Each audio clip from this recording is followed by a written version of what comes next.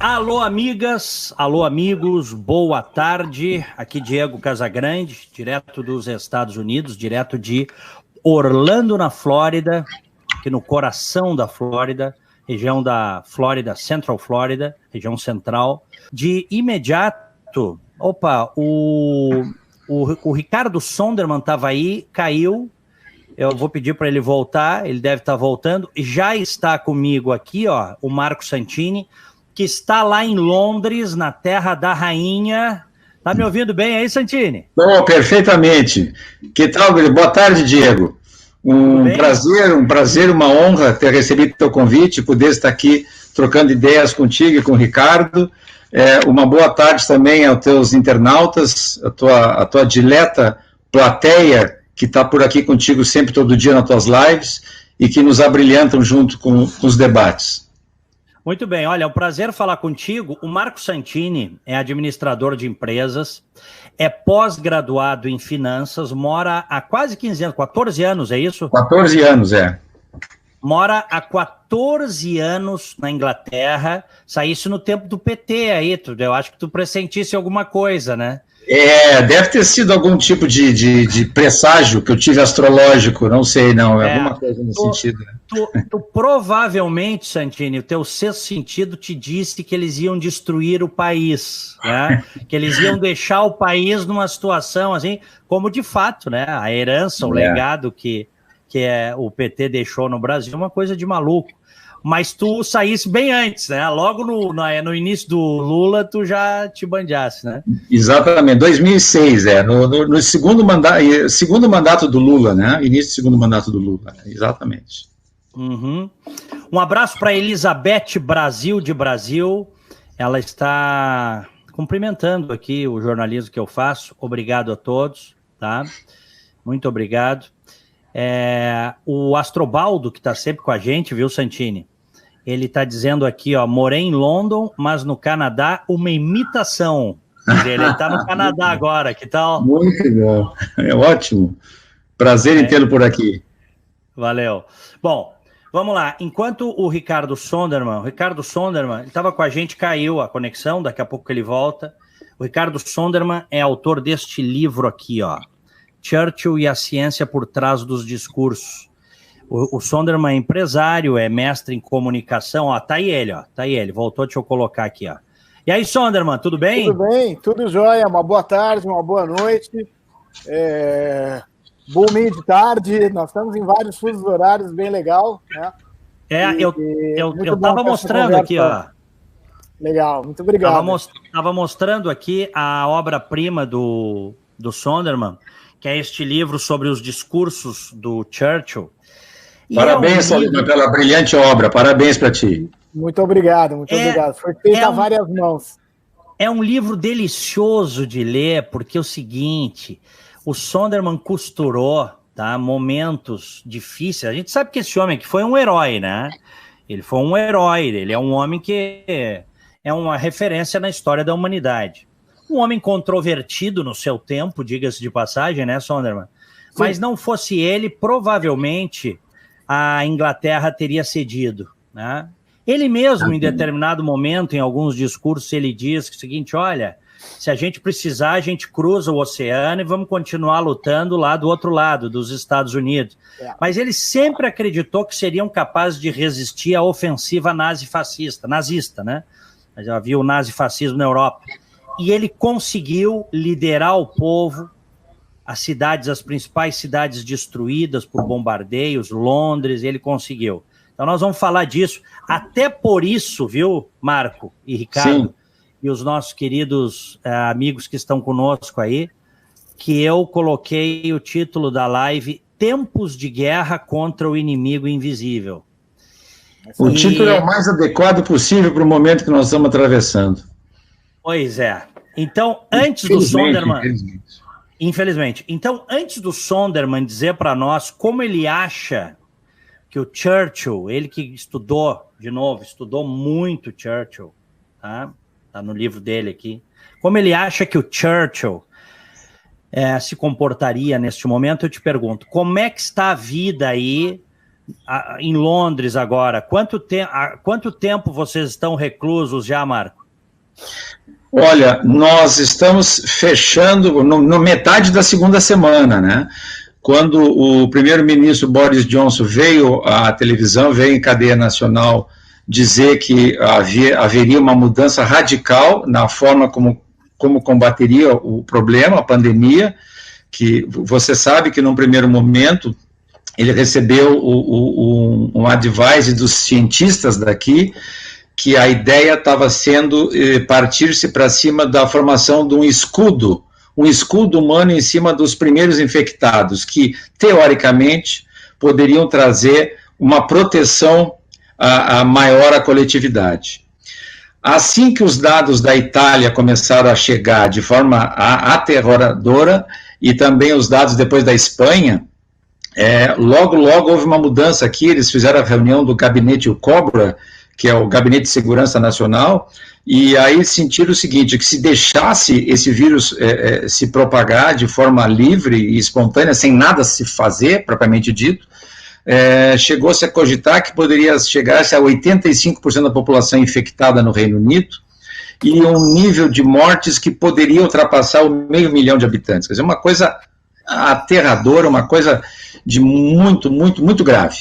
Então, ele veio para a televisão, para as mídias, e com a decisão de a gente partir para o lockdown. Quer dizer, a ideia é ficar em casa, as famílias ficarem reunidas, em quarentena. Não é uma coisa coercitiva, nós não estamos com ato de polícia. Se você for à rua, ao supermercado, à farmácia, você não vai ser impedido de dirigir com o seu carro, mas assim, em tese, estão funcionando supermercados, farmácias, apenas para artigos realmente de primeira necessidade. Os restaurantes estão 100% fechados em Londres, que é uma coisa que eu, em 14 anos aqui, nunca imaginei que eu pudesse assistir.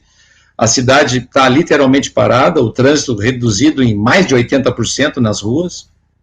As pessoas, de fato, estão em casa. E se permite também uma hora de exercício diário para a pessoa sair um pouco do seu habitat, correr num parque, numa bicicleta, voltar, mas sempre isolado, nunca em contato social com ninguém. Com isso, a ideia é que se consiga fazer a curva dispersar, a curva da endemia se dispersar, se alongar, e manter o sistema de saúde público o menos comprimido possível para evitar, obviamente, o colapso, que é o que todos os governantes temem nesse momento. O colapso no atendimento, tanto público quanto privado, que pode ser iminente em vários lugares, né, Diego?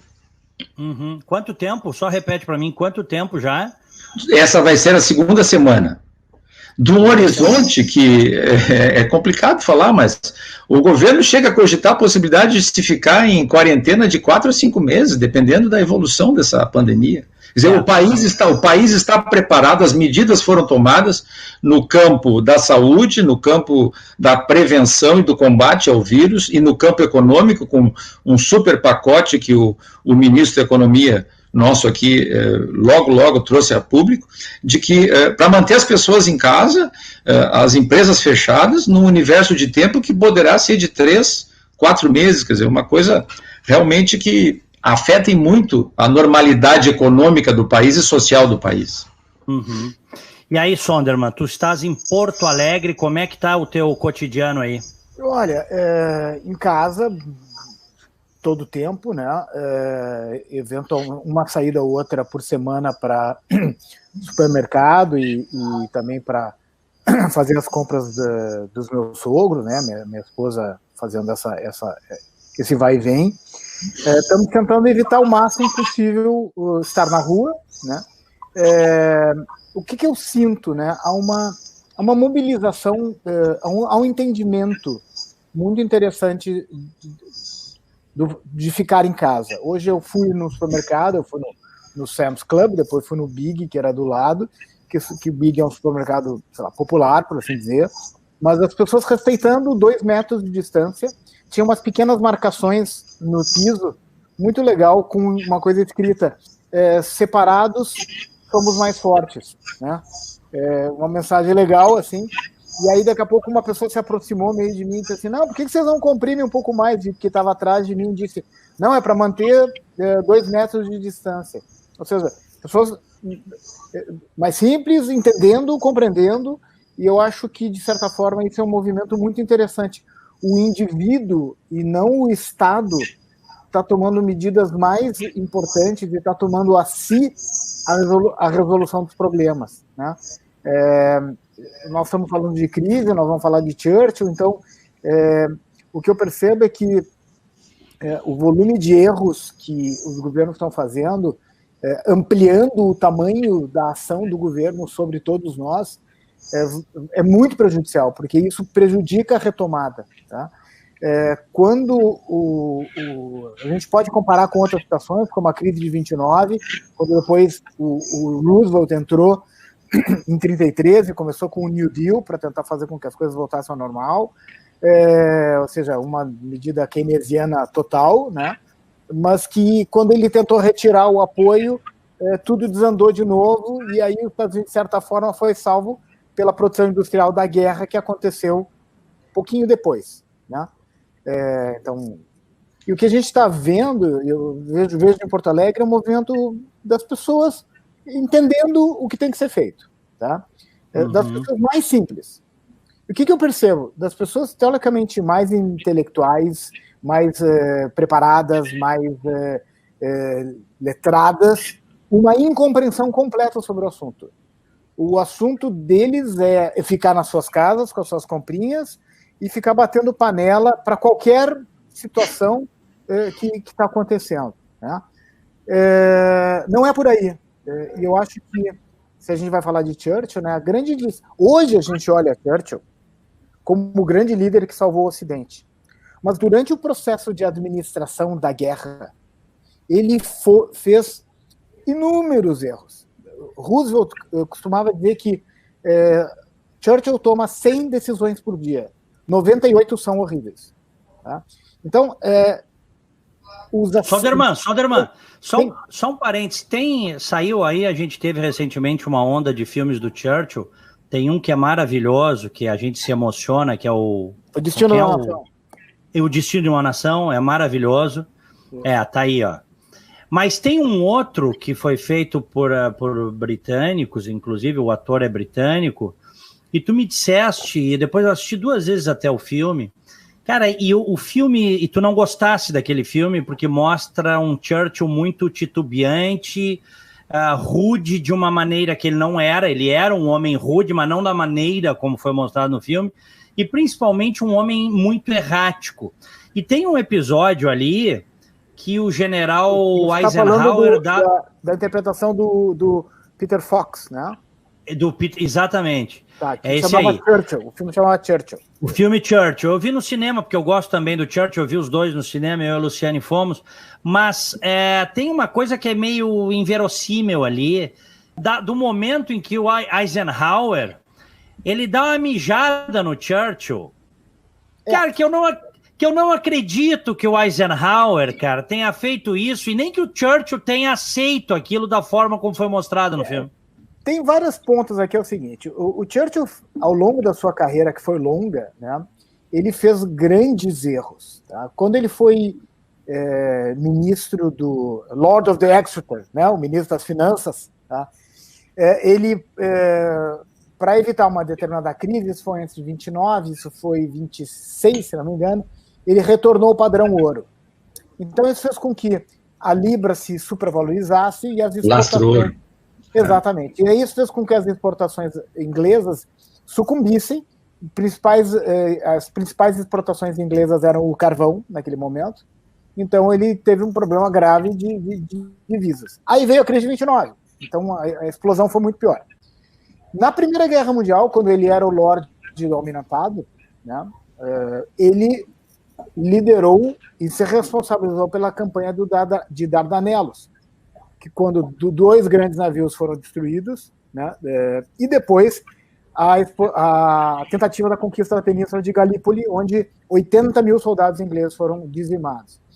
Então isso estava muito vivo na mente dele. E ele fez uma série de erros, e aí quando ele depois fez o erro do padrão ouro, em 29, em que pese o partido ter sido eleito, ele não foi chamado mais para fazer parte de nenhum governo.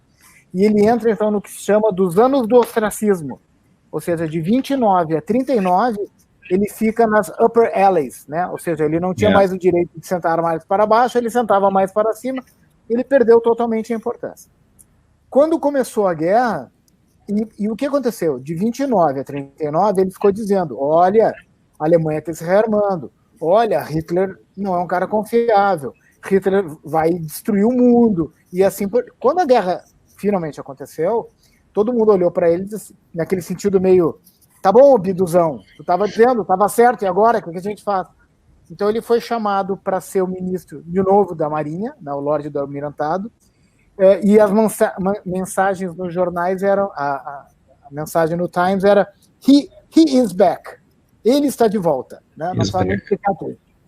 E, aí, antes disso, Chamberlain acreditando no Hitler, tendo encontros com o Hitler e acreditando que não haveria invasão da Polônia em nenhum momento.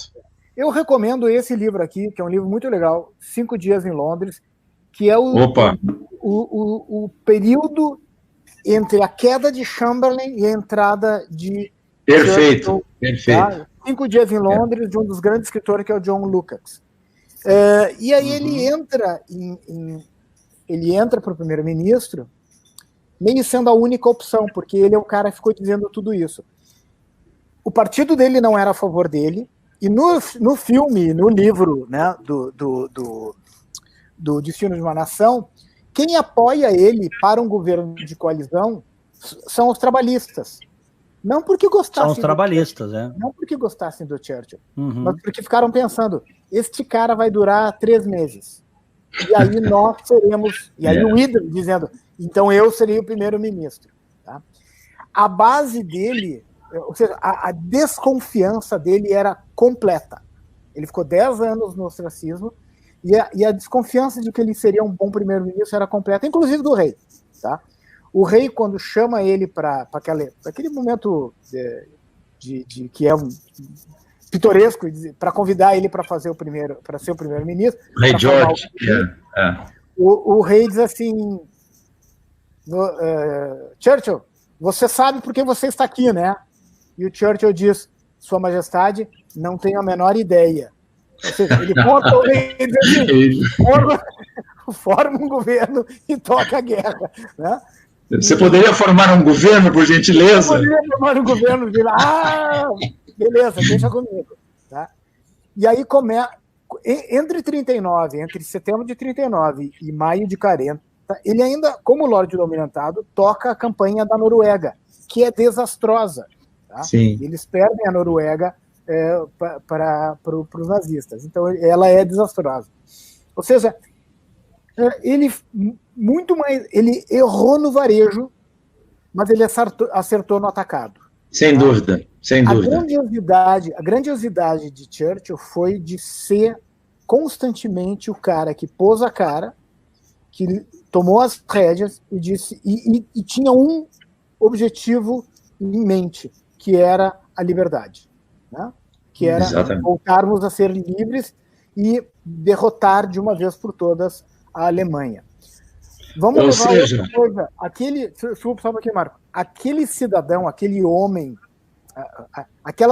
aquele contexto de 1939 é um contexto de uma Inglaterra pós-vitoriana com um grande império que tinha lutado uma guerra 20 anos antes, uma guerra que não tinha terminado.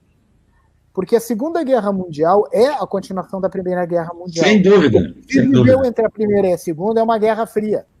A gente estuda pouco a Primeira Guerra Mundial. E ela é realmente a guerra que muda o mundo. E depois da Segunda Guerra Mundial, a gente tem uma pax duradoura, com pequenos conflitos aqui e ali, uma guerra fria, mas que, de certa forma, num ambiente controlado. Agora, o que eu gostaria de dizer, já passando a palavra para vocês, é que a grandiosidade de Churchill ela é entendida depois da guerra.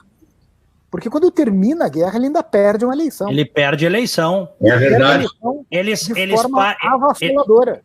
Eles estavam, no final da guerra, ali negociando, os chefes de Estado, numa das tantas conferências, ele volta para a eleição Depois o pessoal disse que eles escolheram mal o distrito dele, né? Porque tinha distritos onde ele não perderia de jeito não, mas algum. O problema não foi isso. O problema é que o partido perdeu, né? O partido perdeu. Os Tories perderam naquela ocasião. Os Labour tiveram 364 deputados e os Tories tiveram 108, 118, uma coisa assim. Ou seja, não tinha como formar um governo. Não tinha a menor condição de formar exatamente um gabinete. Mas aí depois ele volta, anos depois, acho que em 48 ele ganha, né? Ele volta em 45, volta em 50 até 54. 50? Sim, a rainha Elizabeth, no início do seu reinado, ainda teve Churchill como seu primeiro-ministro. Sim. Uma coisa muito peculiar é que o rei George, o pai da rainha Elizabeth, e ele, que a princípio não se gostavam, passaram a ser grandes amigos. Né? O rei George, o Gago. Ficaram grandes amigos. E também porque é o seguinte, o Churchill, pelo fato do rei ser gago, ele era muito tímido, na verdade, ele tinha um problema de fala. E ele cede o espaço de fala dele para o Churchill, que se aproveita e fala tudo que... Então o Churchill, de certa forma, ele conviveu muito com o rei e com a família real. Então ele, de certa forma, quando a rainha assume, é como mais ou menos quando um tio nosso nos chama para trabalhar junto, sabe? Exatamente. Olha aqui, ó. Nós estamos aí com quase 500 amigos conectados no YouTube e no Facebook. Opa, muito Obrigado bom. a todos. Depois o pessoal assiste, tempos depois o pessoal continua assistindo, então nós vamos a milhares de pessoas, obrigado a todos. YouTube e Facebook. E depois no Spotify você pode ter também o podcast dessa conversa. O Ricardo Sondermann é autor deste livro aqui, ó, do Churchill, os discursos do Churchill, tá? Um livro excepcional. E ele é mestre, o Ricardo Sondermann, em comunicação. O Marco Santini é administrador com pós em finanças e mora há 14 anos em Londres. Bom, eu quero entrar na questão do coronavírus com vocês, porque o foco, eu quero saber de vocês o seguinte, o Sondermann que estudou o Churchill, como tu achas, né, nós estamos falando em tese, como tu achas que o Churchill encararia isso? E quero ouvir também dos dois aí no caso, de que maneira vocês acham que nós vamos sair não só da hecatombe em relação ao vírus, mas do problema econômico sério, que vai ter um problema econômico mundial seríssimo, tá? A gente já sabe, quem é mais forte, quem é mais rico vai ter menos dificuldade de sair, quem é mais pobre vai ter muito mais dificuldade. Então, eu quero ouvir vocês, mas olha só, antes me permitam atualizar os números, tá? Da Johns Hopkins, que é o site aqui que muitas autoridades estão usando aqui nos Estados Unidos. Ele, às vezes, inclusive, fica à frente dos números das autoridades do mundo, da contagem oficial dos países. Nesse momento, nós temos 911, eu vou arredondar os números, tá, gente? 911 mil casos confirmados de coronavírus no mundo, 45.400 o total de mortes por coronavírus, 191 mil indivíduos se recuperaram. O país que está tendo o maior número de baixas nessa guerra, que o Trump está chamando de guerra contra o inimigo invisível, a Itália. A Itália bateu hoje 13.155 óbitos. Eu vou repetir, 13.155 óbitos hoje. A Espanha 9.053 mortes por coronavírus hoje, a Espanha.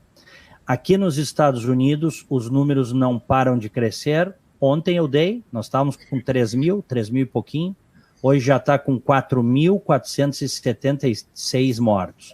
4.476 mortos. Ontem o presidente Trump disse que nós temos que nos preparar para 2 semanas muito difíceis, né, muito duras. Eles não estão enganando a população aqui. O governo americano apresentou ontem uma projeção que, no melhor cenário, 100 mil mortos. no pior cenário, com tudo que estão fazendo, 240 mil.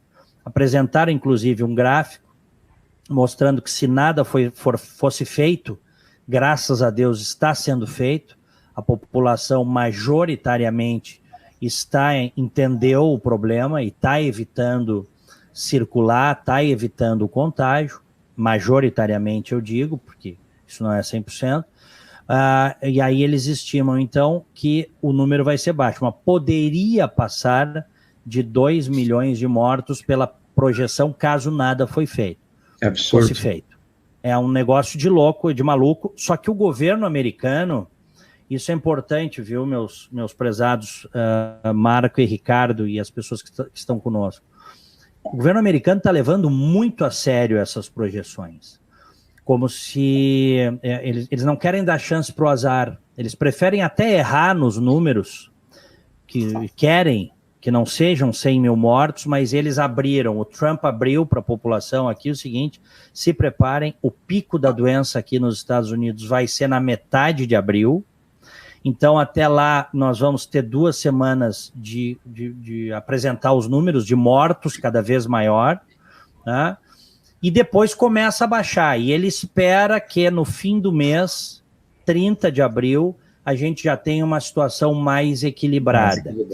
Uma outra coisa que eu quero dizer para vocês também, que eu acho que a gente tem que falar, é inegável que a China tem uma responsabilidade muito grande por tudo que aconteceu, porque a China escondeu, a China criminalizou médicos, criminalizou jornalistas nas primeiras semanas, e o mundo poderia ter sido avisado antes. Eu não sei se nós teríamos uma grande diferença, tá?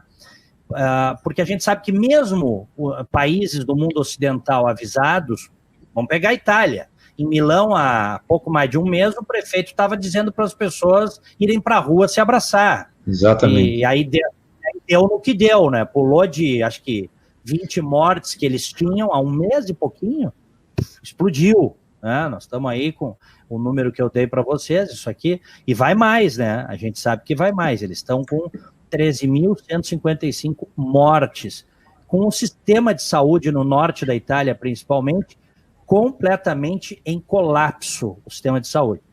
Então, por que eu estou dizendo isso? Os americanos estão focando muito na coisa do vírus. Mas me parece muito claro que depois que tudo isso passar, a responsabilidade da China vai ter de ser avaliada. E eu quero dizer uma coisa para vocês, tá? O Trump sempre defendeu que as grandes empresas americanas fossem repatriadas, tanto que ele fez uma mexida forte nos tributos aqui para tornar mais competitivo estar aqui, o negócio, do que está na China. E eu acho que agora parece muito claro que, de alguma forma, ele tem uma grande parcela de razão, porque, por exemplo, estão faltando máscaras aqui, estão faltando equipamentos cirúrgicos aqui, porque a maior parte das coisas são feitas na China. Imaginem vocês, a maior economia do planeta, eles estão com problema de suprimentos aqui, né, nos Estados Unidos. Então, imagina o resto do mundo. Se aqui está com problema, imagina o resto do mundo. Então, eu quero ouvir você sobre isso, começando contigo aí, Sondermann, depois o Santini, e a gente vai batendo bola. Como tu achas que o Churchill enfrentaria este inimigo invisível? Da mesma forma com que ele tocou a guerra, falando a verdade. Isso que você comentou sobre o Trump, a maior vacina para lutar uma guerra é a verdade. O que aconteceu na China? A mentira. Com várias pessoas que eu converso que têm negócios e que se relacionam com a China, eles dizem o seguinte: pega os números da China e multiplica tranquilamente por 3. Tá? O número de infectados, o número de mortos, tudo que aconteceu na China, no mínimo por 3. Pode ser muito mais. Tá? Se não mais, O que a China fez? A China fez um Chernobyl biológico. Tá? A forma com que o Ocidente tem como lidar com isso e que os grandes líderes com letras maiúsculas têm para fazer é dizer a verdade. Tá? Então, assim como o Churchill durante a guerra dizia Nós não temos arma, nós não temos nada, nós estamos perdendo, nós vamos... Olha, gente, se segurem, não tenho nada a oferecer, senão sangue, trabalho, lágrimas e suor. É só o que eu tenho. De certo, e eu acho que é por aí. São esses momentos de grandes crises. Cada família, cada pessoa que está nos ouvindo aqui já teve na sua vida pessoal algum momento muito grave. A perda de alguém, a perda de um negócio, algum acidente, alguma coisa que não estava prevista e que foi terrível e que muda a forma com que cada um de nós vê o mundo, as coisas e o que está ao nosso redor. Tá?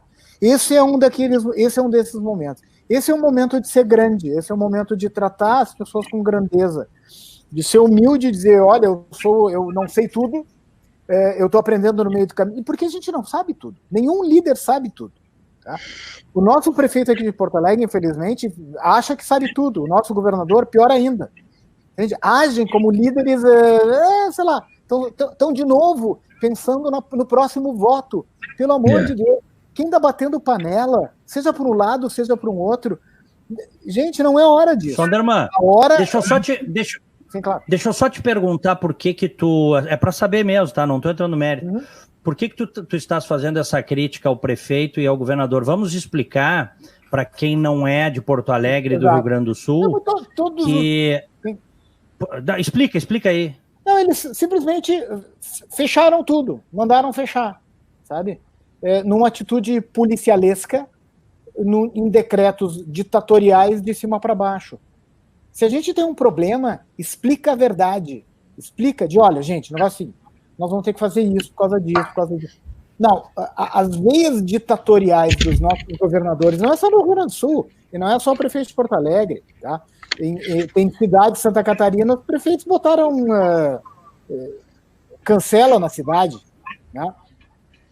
Calma, gente. Agora, não, Sonderman, teve cidade do interior de São Paulo que a guarda municipal foi lá e tomou na mão grande o que os caras estavam fabricando, assim, numa ilegalidade absurda. O governador de São Paulo roubou equipamentos de fábricas. Não tem outra palavra para dizer. Foi lá e tomou na mão grande. Isso é roubo. Isso é apropriação indébita. Então, a verdade, ou seja, tratar as pessoas como... As pessoas são inteligentes, tá? As pessoas não são bobas. Tá? As pessoas mais simples são as pessoas mais inteligentes. Eles têm uma compreensão do mundo. E quando, por exemplo, ontem à noite, durante a fala do Bolsonaro, que está longe de ser um Churchill, mas que está tentando ter atitudes, está aprendendo no meio do caminho. Essa é a forma de debelar uma crise. Ninguém sabe tudo. Tá? Os erros serão maiores que os acertos, mas é fundamental que a coordenação, que a forma com que se levem essas coisas seja de forma humilde, ou seja, dizendo, eu não sei tudo, acho que é por aqui, vamos lá, se não for, vamos fazer de novo, vamos fazer outra coisa, e explicando às pessoas o que está sendo feito. As pessoas precisam ser ensinadas, precisam ser explicadas. Então, esses 3% de brasileiros que estudam, leem e que reclamam de tudo, tá? Tem que ter um pouco mais de paciência com a linguagem que está sendo feita. Porque o discurso, por exemplo, do Bolsonaro ontem, não foi para nós 13, provavelmente para nós que estamos aqui nessa live. Foi para o povo que está se perguntando, gente, o que eu faço? É para ficar mais 2 semanas? Beleza, eu fico mais 2 semanas, vou aguentar. Depois a gente volta? Depois a gente vê? Então, é um processo, é todo dia. Administrar uma variável tão maluca quanto esse vírus, que ninguém sabe como fazer, tem que ser feito minuto a minuto, hora a hora, dia a dia, sabe? Ele é um processo, é um ongoing process. A gente vai aprendendo no meio do caminho. A gente vai pular de paraquedas e vai olhar para o cara do lado e dizer, qual é que é o botão? É o da direita ou da esquerda? Né? Nós vamos aprender no meio do caminho. E tem que ter humildade, tem que ter grandeza. São 2 palavras que, infelizmente, alguns brasileiros carecem em algumas posições muito específicas, especialmente no setor público. Né? Em alguns setores especiais do setor público. Eu não vi um juiz, um membro dos ministérios públicos, né, dizer, vamos abrir mão dos nossos auxílios moradia para ajudar a população a se alimentar. Eu tô esperando... Que dê a grandeza desses caras. Eu estou esperando os poderes da República, em todos os níveis, darem a sua... Vejam, a sociedade está falando há semanas, eles ainda não se coçaram para abrir mão dessa vergonha do fundo eleitoral, né, de 2 bi. Mas é só para... Eu estou falando só disso. Tem que abrir mão de auxílio moradia, tem que abrir mão da lagosta lá e do caviar. Caviar não, mas da lagosta lá do STF. Tem que abrir mão das viagens de jatinho para ir para as bases. Eu não estou vendo eles falarem nisso. Diga aí, Marco. Então, respondendo a tua pergunta e seguindo a linha de raciocínio de como Churchill faria, eu acho que eu estou exatamente dentro do que o Sondermann disse, quer dizer, lidando com a verdade, e talvez usando uma das suas famosas frases: se você estiver atravessando o inferno, por favor, não pare, continue. Nós estamos atravessando o inferno. Sim, tá certo? Ao passar pelo inferno, não pare. Exatamente. Então, eu acho que o modelo de saída ou de combate a esse momento vai ser um modelo keynesiano. Os estados estão precisando abraçar a população, dar um aspecto assistencialista no que diz respeito à economia, para salvar pessoas, empresas pequenas, micros, e mesmo em alguns casos as grandes. Eu, olhando para o Brasil, eu concordo com o Sondermann, contigo também, que eu não vejo nos outros poderes também nenhuma manifestação de apoio ou de tentativa de vamos entregar um pouquinho da nossa parte para ajudar o todo, quando a gente sabe que a população menos assistida está agora aí dependendo desse bônus de R$600, que foi uma boa iniciativa. Foi excelente iniciativa, fundamental iniciativa para socorrer os menos favorecidos, desde que eu sempre digo que isso não caia na burocracia, que a pessoa possa chegar na fonte pagadora, quer seja Caixa Federal, lotérica, seja onde for, e saia de lá com dinheiro no bolso, não tendo que entregar certidões, documentos, e que a coisa não se materialize, tá certo? Como o Brasil costuma fazer em muitos dos casos, tá? Não pode ser um modelo teórico, tem que ser um modelo prático e efetivo, porque fome não espera, fome precisa de solução imediata. Quanto à questão dos salários, dos super salários, dos poderes legislativo, judiciário, por exemplo, hoje ainda analisei um dado que, com a queda avassaladora da arrecadação fiscal que está havendo em todos os países, vamos pensar no Brasil e no Rio Grande do Sul, estado de onde nós viemos especificamente, no melhor cenário, o Rio Grande do Sul perde 700 milhões de arrecadação só nesse mês que está ocorrendo.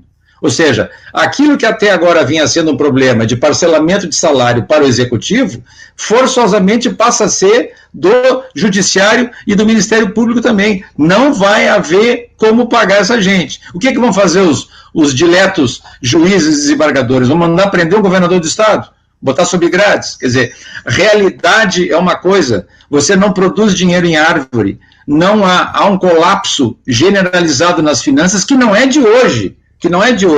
Esse maldito desse vírus só agravou um quadro que vem se perpetuando há muitos anos e sem nenhuma solução efetiva, tá certo? Então, eu acho que a saída desse problema vai ser uma saída por etapas, passo a passo, como os britânicos aqui, a gente diz step by step. É desafiador, nós vamos sair disso aqui como um novo mundo, uma nova sociedade, novas relações de trocas, novas relações sociais. A China vai ser trazida, assim, à mesa do G20, vai ter que se explicar de como ela quer ser o maior player de comércio mundial depois dos Estados Unidos, o maior supridor de matéria-prima e de serviços do mundo, se ele não tem a capacidade e a honradez de abrir uma informação de tamanha gravidade. O vírus, sabidamente, já estava lá no final de novembro. O médico que diagnosticou uma pneumonia suspeita, como nunca tinha sido vista na cidade de Wuhan, ele foi ameaçado pela polícia secreta chinesa, e esse cidadão veio a falecer com o coronavírus. Então, a China vai ser chamada à mesa no momento oportuno. Agora, enquanto isso não ocorre, nós temos que buscar a saída. E a saída vai ser assistencialismo dos governos, tentativa de dar solução às empresas, especialmente as pequenas e médias que não têm caixa. Eu tenho certeza, eu trabalhei nesse cenário, tenho 30 anos de área financeira só no Brasil, A pequena e média empresa brasileira não tem caixa para 15 dias. Ninguém trabalha com excedente de caixa. Quando os ativos das pessoas estão em frota, prédios, matéria-prima e gente. Então, se você para de receber, faturar e não tem receitas, vai fazer o quê com a tua massa trabalhadora? Tu vai desempregar em massa eles. Quer dizer, isso é uma situação de extrema gravidade. Eu sei que o governo está se esforçando, está tomando medidas dentro daquilo que está dentro da capacidade do Brasil, que nós sabemos não é um país rico. Não adianta a gente querer desenhar um quadro que não existe. Mas o governo erra, os governos erram quando também trazem para o campo político essas disputas, sabe? Dória, o Witzel do Rio brigando com o Bolsonaro e vice-versa, e aí os filhos do Bolsonaro vão para as redes sociais e batem de volta. Quer dizer, gente, a hora é grave. Não se brinca com escassez de alimentos, não se brinca com caos social. Tem que haver uma ação efetiva e emergencial, sabe? Olha aqui, só finalizando meu raciocínio, uma coisa que me agrada muito ver aqui, que é o orgulho, é que a rixa entre os conservadores e os trabalhistas, você sabe que aqui é gigantesca, Soderman e Diego. E nesse momento, o que nós vemos no parlamento, nas discussões semanais, quando o primeiro-ministro é questionado, é um dar as mãos, é um apertar as mãos. Está todo mundo trabalhando unido por uma única causa, que é salvar o povo britânico e fazer a economia daqui, manter o pescoço fora d'água, para que se possa contornar o problema. Isso é importante. Marco, é importante isso que tu estás dizendo, mas aí eu acho que isso seria necessário de todos os lados, viu? De todos os lados. Porque eu estou vendo aqui, o Trump detesta o Andrew Cuomo, que é o governador de Nova York. Eles se detestam. O Trump saiu de Nova York, veio morar aqui na Flórida, estabeleceu a residência aqui na Flórida. O Trump está falando direto com o Cuomo, estão se elogiando. Exatamente. Ontem o Trump conversou com o governador da Califórnia, que também se detestam, com o governador de New Jersey. Quer dizer, e aí, nesta hora, pro Trump não é fácil, viu? Sim. O Trump detesta os caras e os caras detestam ele. Mas eles fecham o nariz e deixam de ser amadores, porque eles precisam salvar o povo deles. E querem a maior prova, os americanos aprovaram rapidamente um pacote de 2 trilhões de dólares por unanimidade no Senado. Quer prova maior do que isso? Sem dúvida. Quando é que nós vamos aprender? Sem dúvida. A ter grandiosidade, a ser magnâmicos, a passar, a botar a diferença de lado. E tu comentaste quando tu estava dando os números, Diego, 25% dos casos do corona nos Estados Unidos são em Nova York. E se você soma Long Island, ali, Nassau, até Port Elizabeth, até o Hamptons, 33% dos casos nos Estados Unidos são entre Nova York e Long Island. Então, eu tenho amigos em Nova York que eles dizem, olha, a situação é absolutamente caótica. Eles têm medo de falta de alimentos em Nova York. Né? Então, agora é hora de a gente se juntar. Depois a gente volta e briga, tá? Aqui, olha aqui, ó, um abraço. Olha aqui, ó, um abraço pro nosso, tá sempre conosco nas lives, o Genaro Vaz. Ele diz aqui, ó, Maia só chantageando o governo, Alcolumbre igual. Tá bem. A gente sabe o que tá acontecendo. Só que nessa hora, tem que sentar. O Bolsonaro detesta o governador do Rio e o de São Paulo, e ele é recíproco, né? Eles se detestam. É recíproco, claro, mas não é de um lado só. Não. Só que neste momento, é o momento de fazer reunião a portas fechadas, sem videozinho, sabe como é que é? Sem imprensa para acompanhar, acertar os ponteiros. É o que eu acho. Podem me chamar, podem dizer assim, mas sem ingenuidade não dá. Tem que dar, é necessário dar, precisa, porque é uma situação em que você não pode passar por uma população de mais de 200 milhões de habitantes, onde majoritariamente você tem pessoas que não têm informação básica sequer, Metade do povo brasileiro, tá aí o IBGE para mostrar, vive com salário mínimo, não tem saneamento. Então você precisa ter uma unificação de discurso. Concordam comigo? Sem dúvida. A hora não é de brigar, a hora agora é de apagar um incêndio, a hora de lutar contra o corona. Até porque as urnas estão longe, né? Nós estamos falando em 2022 para uma nova eleição geral de presidente, senador, deputado. Nesse ano deveria ter a municipal, que nem sei se vai haver, mas enfim, não está um pouco distante isso, né? Quer dizer, nós temos alguma coisa mais presente para ser cuidada, que é a questão do povo, da sociedade, da economia. Por favor, o contexto político agora não é o momento. Por favor. Mas eu vejo assim. Eu acho que é bacana ouvir as pessoas, porque eu acho que essa é uma discussão. Até começar esse negócio, quem me acompanha no rádio sabe, eu critico muito Maia e Alcolumbre, eu caio de pau nesses caras, eu acho que eles representam uma maneira muito antiga de fazer política, velha, só que agora, é isso que é o ponto, que às vezes as pessoas não entendem, neste momento é o momento de se abraçar. Pode parecer um papo piegas, mas não é. Porque abraçar a distância, né? Abraçar a distância, virtualmente. Ó, olha aqui, ó. Vamos lá, ó. Olha aqui, ó. Olha aqui, ó. Deixa eu ver, porque tem muitas mensagens bacanas aqui, ó. Ó o Clodoaldo. Nessa hora eles continuam chantageando, Diego. Esse é o problema. Com esse povo não tem jeito aqui no Brasil. Aí não dá. Tem que dar. Esse é o ponto. Tem que dar, tem que fazer dar. Concorda? Exatamente. Porque estaremos todos... Entende? A hora não é desse tipo de coisa. A hora não é de bater panela nem para um lado nem para o outro.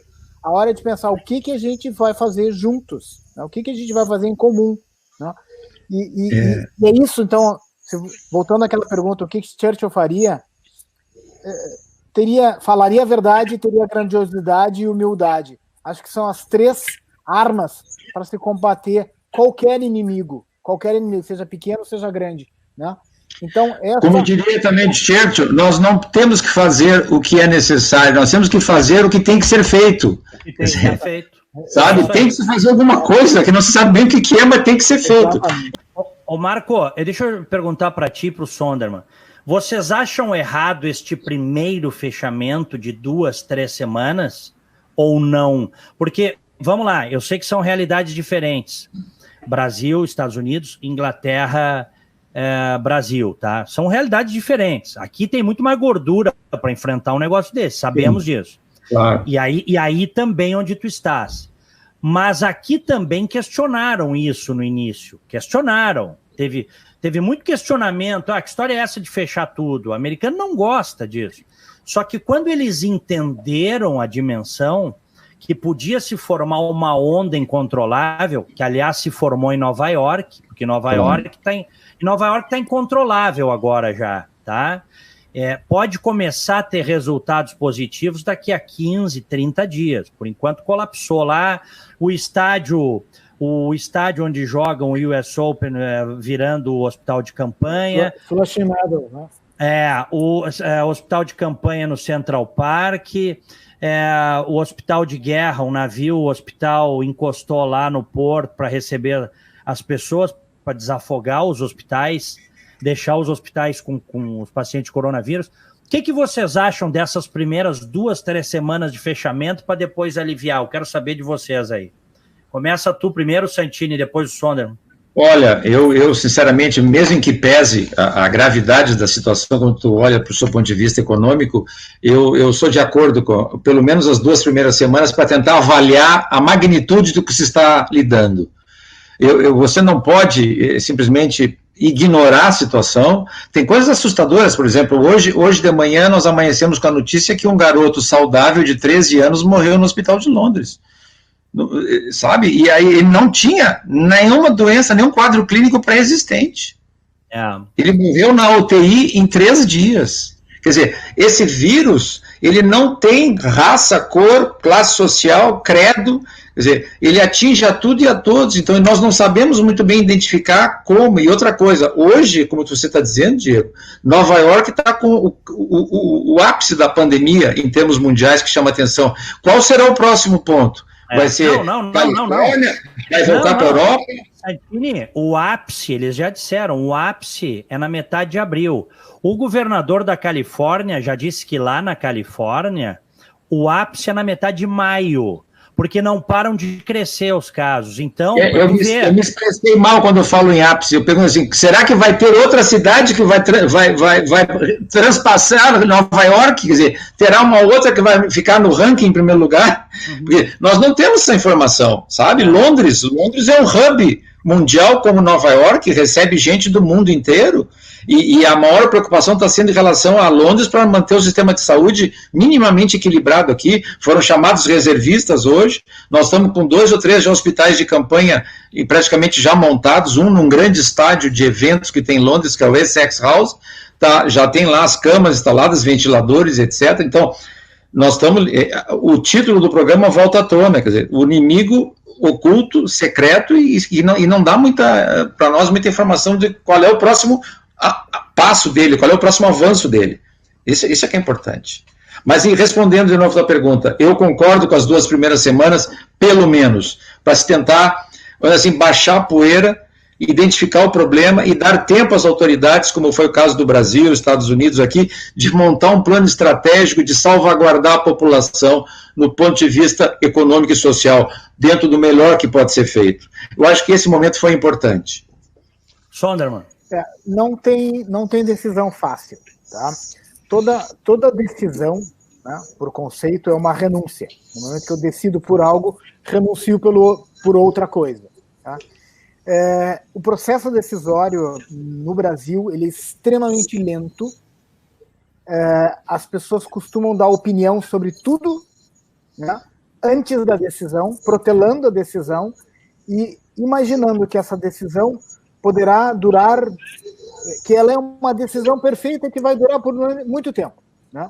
O Thomas Jefferson, no memorial do Thomas Jefferson em Washington, que eu acho um dos monumentos mais legais, tem uma das placas ali que diz o seguinte, mais ou menos diz o seguinte, que a lei é como a roupa de um jovem, que com o tempo ou se esfarela, né, ou se esfacela, ou não lhe cabe mais. Ou seja, as leis, os acordos, as decisões, elas não existe cláusula pétrea. O que é uma cláusula pétrea? Nada é pétreo. Tudo é discutível, tudo é líquido, né? Zygmunt Bauman, tudo é discutível. Tudo que não serve mais no momento poderá ser refeito para o próximo ponto. Então, Diego, se me pergunta se está certo manter 2 semanas ou 3 semanas, não tenho a menor condição de... Não tenho os dados e imagino que os líderes, o Bolsonaro, o ministro Mandetta, todo esse pessoal, Trump e assim por diante, estão lidando com informações quentes, consistentes, e talvez a gente não saiba toda a verdade, porque ela pode ser talvez muito pior, ou alguns líderes em alguns lugares do planeta usam a informação como instrumento de controle social. Tá? Sim. Tá? Como o nosso prefeito aqui, que tem essa veia ditatorial, né? Como a China, né? Que é uma ditadura. Então, se é 2 ou 3 semanas, não sei dizer. O fato é que cada decisão que for sendo feita vai ter que ir olhando no pulso para ver como é que está a pulsação, para ver se dá para abrir semana que vem, como é que está o número de infectados, como é que está o número de mortos, falando com os médicos. Este é um processo constante. Com o volume de informação que hoje a gente tem disponível, o processo decisório ele é mais fácil.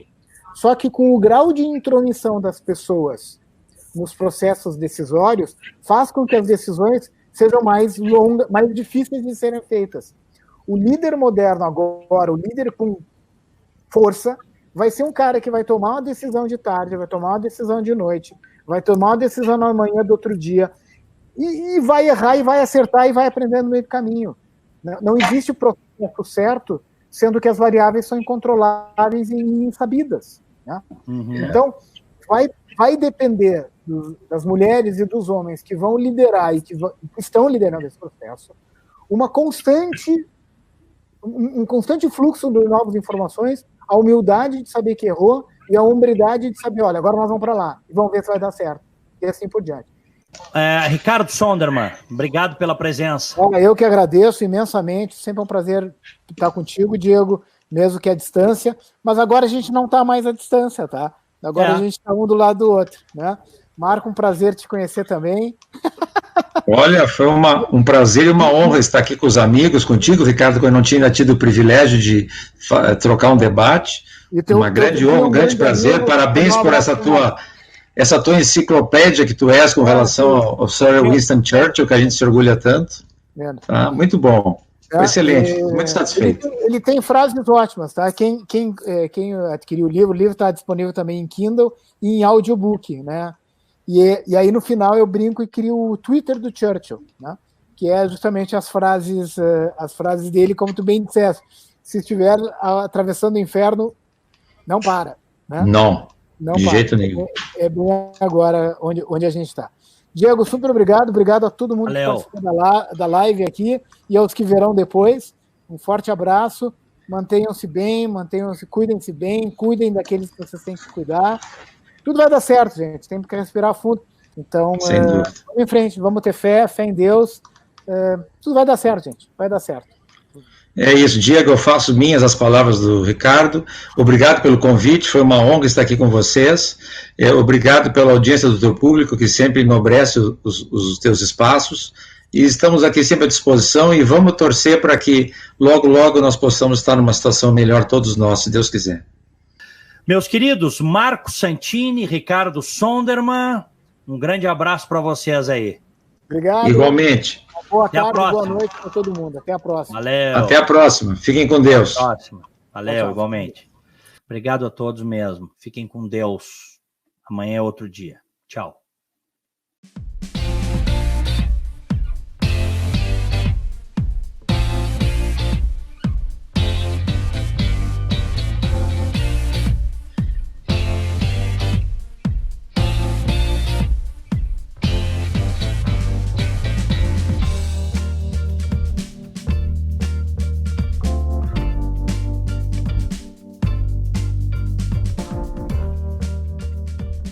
A Icatu Seguros é a maior seguradora independente do Brasil, em vida, previdência e capitalização. Incentivamos milhões de pessoas a buscar proteção e a planejar um futuro ativo e seguro. Nossos produtos estão disponíveis em todo o território nacional através de diversos parceiros comerciais e corretores credenciados. Conte com a segurança de quem administra e protege o dinheiro de muita gente. Gente que sabe que o futuro começa hoje.